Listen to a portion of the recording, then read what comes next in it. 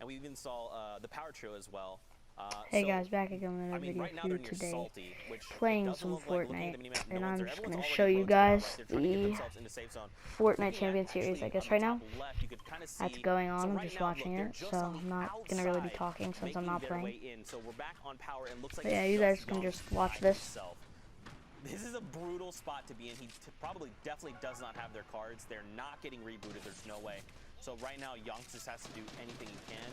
I mean, I'd imagine he's probably wanting to play slow, right? He's like, look, if I can even just play replacement and get us those points, if he can find an awesome pick, great. But that's just like backseat. Right now, it's survival mode. Yeah, the worst sound anyone could have heard from him on the server for his situation is that shield break sound. The whole desynchronization of the shield. So right now, he's worried. He knows trios around him know that he's worried.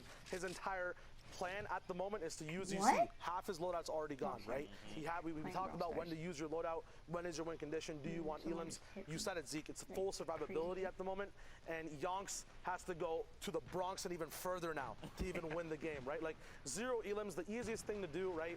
Getting 3 points through eliminations is 3 separate fights. A lot of mats used there, right? A lot of gun skill required, a lot of brains required in the fight against 3 other people. But if you separate it into entities on the map, right? You only have a maximum of 31 trios on the map, 31, 33. So in this game specifically, I think it's 26 out of 31. We're kind of far from placement, but separating it into just looking at singular entities moving around the map and playing placement that way, right? Using your mats against one entity rather than 3 separate ones in a fight.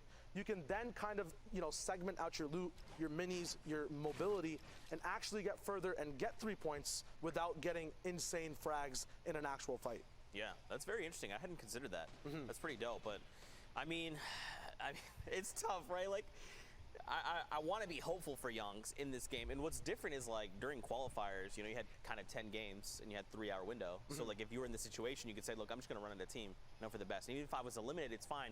We're just going to hop back into another game. But these are heats, right? So, like, right now, everything is on the shoulder of Yonks, right? Because we're going a full game at a time. So Yonks just can't say, all right, let's just let this game be our wash. Like, no, he actually has to sit here and try. And I mean, if I'm FHD, if I'm NM7, I'm sitting there like looking out for him, like, right, you've got a team here, you've got a team there. Like, just try and keep yourself positive. Because, like, for me personally, if I was in this situation, it would be so stressful. Yeah. But these are the very best of the best. They're here for a reason. As I say that, Caster Curse in full effect. I finished my sentence and Yonks gets picked up. It's okay. All they have to do is go back in, let that game wash over, and prepare themselves for this next game. Well, for them, these games already wrapped up overnight, so hopefully for the next game, he steeled himself, at least hopefully. Yeah, you touched on it a little bit. This is really, it's going to be a weird analogy, side segue, but bear with me here, right? You said the game was on Yonks' shoulders, right? In cartoons, you usually have like an angel or a devil on your shoulders, right? Okay. To break it down for people trying to clutch up in that situation, replace the angel and devil with your win conditions, right? Am I looking for free elims rotating?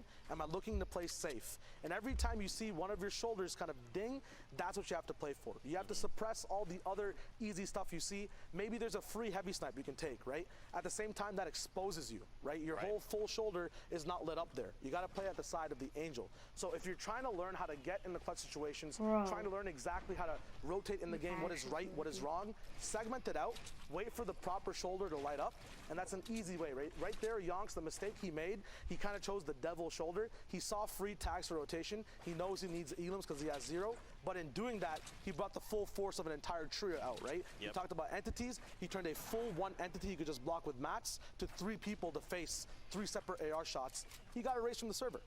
Man, that's so dope. Yeah. See, Shy Wager dropping these knowledge bombs and making my inner child who loves Looney Tunes just so happy right now. I appreciate that, Shy. That was very nice. It's very well explained. Thank you, man. Thank you, thank you. Now we're looking at an entire different scenario.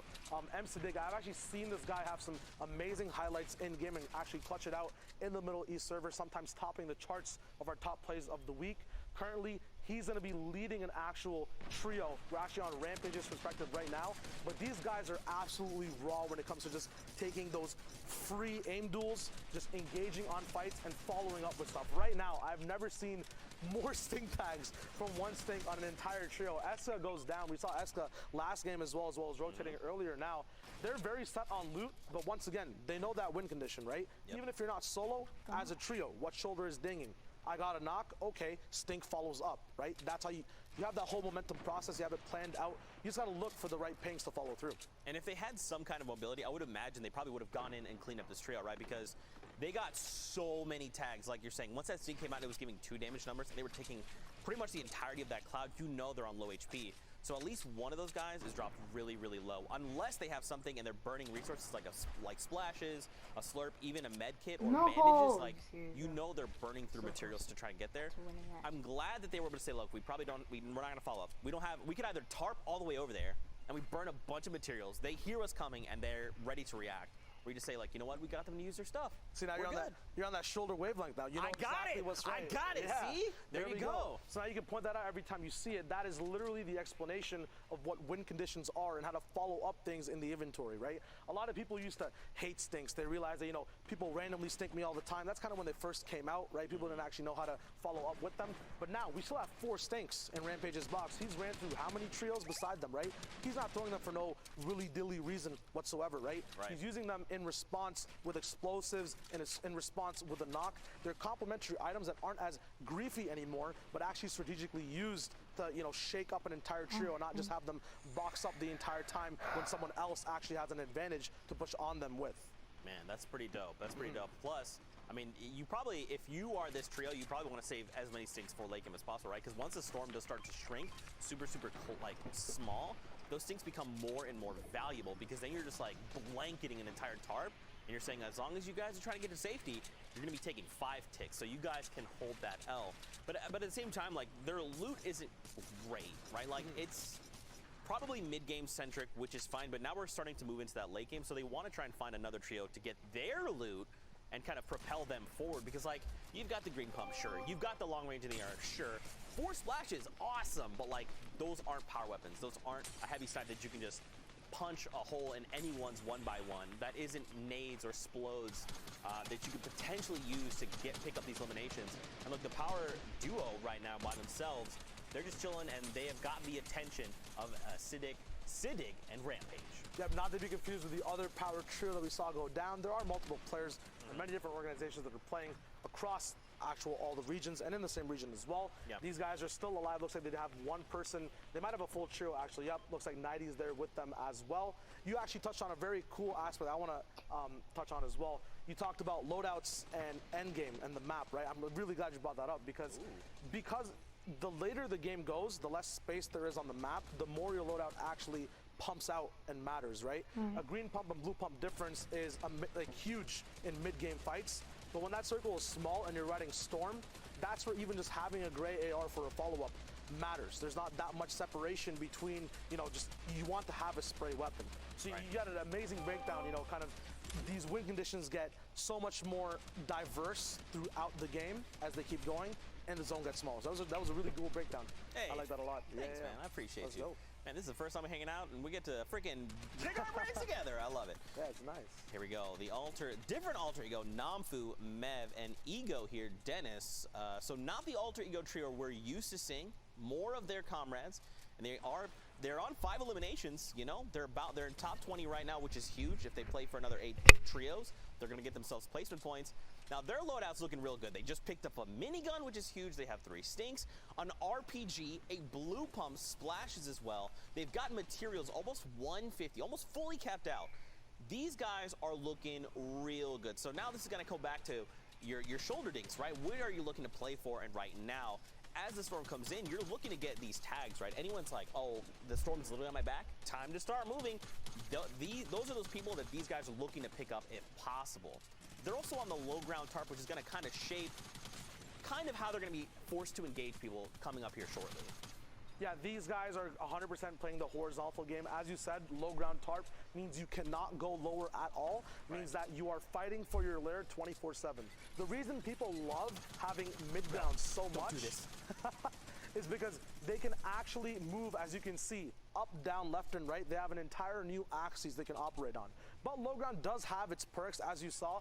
Ultimately, no matter what, you end up on the dirt when you're moving around the map, right? If you're not on your builds. So plays like that where you force people down with the trap, they can't move anywhere past you. So they have to interact with you. So owning this lair, although it is the hardest, ultimate low and ultimate height most of the time, it does have some of the most rewarding things because A, you never need to place floors when you're ultimate low, right? Save materials that way. Exactly. You know exactly where your elims are coming from because they're all usually above you or behind you in storm. You're never going to be challenged from the bottom or diagonally from the bottom at all. You basically have very good camera control around your entire horizontal axis, as well as just looking up slightly to just see what's happening on your floors and if any RPGs are coming down straight up above you. So it's actually not bad to control ultimate low. The only issue being that is everyone's desperation play to go to randomly when they are at the end of the game, right? It's like, hey, I'm in trouble, gotta drop low. So there's so much to take account of on that horizontal plane, it gets hard. Now we're looking at a 6-zone rotation. This is where the action and the meat of the game comes in. The first placement point getting dropped, top 12 now, 34 people alive. Zeke, the heals are still there, so is an RPG. What does that mean for their end game? I mean, right now they want to try and challenge for high ground and get the highest tarp possible and then start raining those RPGs down. And look at this, 700 rounds in that minigun. Dennis tarps, though they had the advantage of being lower, now they have to worry about this constant minigun pressure from above. On top of people on your tarp, people below you, people also using other types of explodes. Are there stinks in play? There's so many more things that they don't have to worry about being on that high ground tarp. And now they're just saying, yep, everyone down below, just keep worrying. No, it's fine. This minigun, there you go, Spammy. Oops, sorry, Spammy. You just got picked up on the crossfire, right? Like, he still gets spammed. He got spammed. I like it. But I mean, right now, if you're everyone down below, I mean, first of all, let's talk about their HP. Super non-existent. Feasel's there. The other alter ego, is he going to go down? I'm not sure. There was one of the ASMR trios. Top 8, we get another round of placement points. There you go. And now this is just going to be on this alter ego duo and Dennis to try and close out the game. No one's even contested it, by the way. This is the first RPG we've seen go out. So now they're saying, great, everyone else is down below is fought. They're all super low. Let's start using our resources, start trying to burn people down. Yep, these guys have that default split broken down as well. Dennis on top. Sorry, I'm playing Brawl Stars right now, and I'm making a video of, you know, the finals in Fortnite right now? Well, that's going on, so I'm just making a video of it, and I've just been playing Brawl Stars the whole time. Through their wood, moving around in the mid game. Those tags will prove crucial because every minigun shot is 25 damage on the person straight through their builds. Right now, it's just an easy beam, an easy spray from high ground. We saw Sadig earlier who was controlling one layer of height, ultimately down at the dirt. Klops actually goes down, one of the top trios in the region. Hopefully he makes it through the heats. We will see the standings hopefully at some point. Right now though, Dennis, 4 elims. Mev, another 4. We have a total of 11 elims on this trio. I just remembered you will not be able to hear me. There is a top 2 spot available for placement. That minigun is not stopping. All the time they could use for rotating and making sure their builds are fine. They don't need to because they're height. They use it on pressure. Gets all the way down the low ground. Siddiq gets that big knot, and Kappa, no joke, this time he gets taken out. Dennis, the whole trio surviving all the way back to retail where we started. What a lore and eventful game, Zeke. That was so... Alright guys, well, hope you enjoyed it.